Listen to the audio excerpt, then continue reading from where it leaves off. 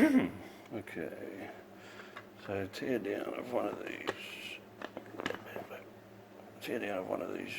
Chinese clone units. Alright, so you've got this metal cover. Take that off. It's just got little tabs. I'm going to bend them back. And you've got this plastic cover. It's got a little bit of silicone there, but you just prise it out. Okay, once you open it up, you've got 3 screws that you've got to take out from there. Phillips heads, just take those 3 screws out. Turn it over. And get, you know, like a knife or a screwdriver or something, and just pull that up. There's just silicone that, or hot glue or silicone or something, but you can lift it up from that end, and that just comes out. So that's what you're left with. That's the back of it. So what we have is these 2, I think they're the MOSFETs. They don't have any insulation material. They're just straight onto. They're just straight onto there. You know, with some heatsink compound. This one is probably the Schottky diode. It's got to be isolated, so it's got the little pad there.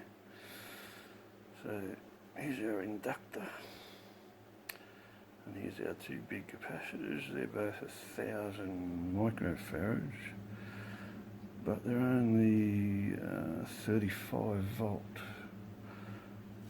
So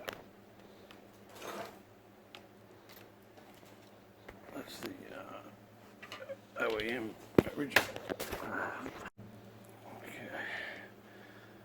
That's the OEM. These are 55 volt from memory, 1,000 microfarad. These ones are only 35 volt, 1,000 microfarad. They're 100 microfarads.